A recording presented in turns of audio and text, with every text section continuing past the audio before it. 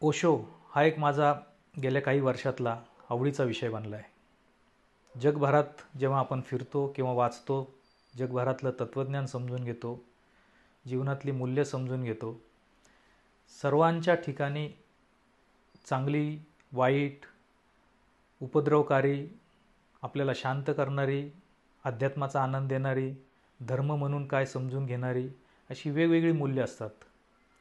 या सर्व मूल्यांचा विचार करता आपल्याला जगात एक रस्ता तयार करायला लागतो स्वतःसाठी. आणि त्यासाठी आपल्याला जी माहिती, ज्ञान किंवा त्या संदर्भातलं एक मार्गदर्शन लागतं, ते जगभरातले विविध पातळ्यांवर काम करणारे तज्ज्ञ, तत्त्वज्ञानी, मार्गदर्शक आपल्याला सांगत असतात. ओशो हा एक असा तत्त्वज्ञानी होता की ज्यांनी शेकडो पुस्तकं, हजारो म्हणता येईल खरं तर, हजारो पुस्तकं वाचून जगभरातले भारतासह विचार, तत्त्वज्ञान, मुद्दे हे सर्व समजून लोकांशी संवाद साधत आपल्या पद्धतीने आपण जे समजलो, आपण जे शिकलो ते मांडण्याचा त्यांनी प्रयत्न केला. यातून मला जे एक विशेष त्यांचा आवडतो की सर्व समजून घेतल्यानंतर ओशोचं स्वतःची एक विचार करायची पद्धत तयार झाली. ती जगात ज्यांनी ज्यांनी विचार शोषून घेऊन, समजून घेऊन, त्याच्यावर बुद्धी वापरून, प्रोसेस करून ज्यांनी केलं, त्याच लोकांना हे शक्य होतं.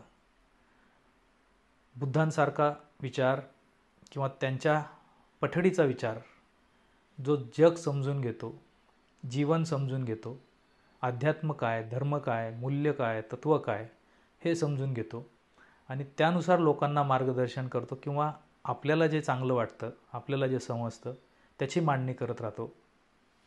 यातून खरा मार्गदर्शक निर्माण होतो. असं नाही की आपण ओशोकडनं जे काही समजून घेतलं ते सगळं चांगलं आहे असं समजलं पाहिजे किंवा त्यांच्याबद्दल जे गैरसमज पसरवण्यात आले त्या दृष्टिकोनातून ओशोचं तत्त्वज्ञान एकदम जगावेगळं किंवा पाश्चात्यांचं अनुकरण करणारं आणि जगण्याचं अवडंबर माजवणारं अशा स्वरूपाची पण जी टीका होते ती मला असं वाटतं की अनाठायी आहे. ओशोंनी खूप छोटी छोटी आणि मोठी सर्व प्रकारची मूल्य लोकांसमोर आपल्या विचारातून मांडली. त्यांच्या विचारात जो स्पष्टपणा, जो ठामपणा आणि निश्चयपणा दिसतो तो बहुधा कुठल्या तरी तत्त्वज्ञानात किंवा तत्त्व सांगणाऱ्या एखाद्या ज्ञानी माणसाकडे असू शकतो. आपल्याला अनेक विद्वान जगभरातले माहिती आहेत, त्यांचे विचार, त्यांच्या अभ्यासाचे विषय आपण समजून घेतोच, पण आपलं सुदैव असं आहे की ओशोनी लिहिलेली पुस्तकं, ओशोचे ऑडिओ, ओशोचे व्हिडिओ या सर्व गोष्टी आज आपल्याला उपलब्ध आहेत. माहितीच्या मायाजालात, इंटरनेटच्या युगात हे खूप मुद्दे आपल्यासमोर आत्ता येतात आणि बदलत्या जगात, बदलत्या जीवनशैलीत ओशोंचा विचार काय आहे, काय विचार केला पाहिजे याची खूप मोठी चर्चा जगभरात सुरू असते आणि ती वाढत वाढत चालली आहे. मला एक मुद्दा जास्त प्रकर्षाने नमूद करायचा आहे. आजही जे सो कॉल्ड बाबा लोक आहेत, धर्मगुरू म्हणवतात, आध्यात्मिक गुरु म्हणवतात, ते ओशोसारखे विचार, ओशोंचे विचार बघून, ओशोंचे विचार ऐकून, लक्षात घेऊन त्याला आपला मुलामा चढवून आपलं तत्त्वज्ञान म्हणून मांडतात. ओरिजिनल ओशो असतो.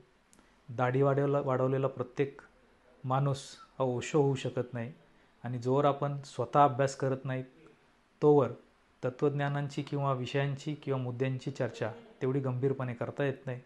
त्याचा अभ्यास तुमच्या प्रत्येक वाक्यात दिसत असतो. तेव्हा प्रत्येक दाढी वाढवलेला गुरु हा ओशो होऊ शकत नाही. ओशोबद्दल आपण परत परत खूप वेगवेगळ्या मुद्द्यांवर चर्चा करणार आहोत.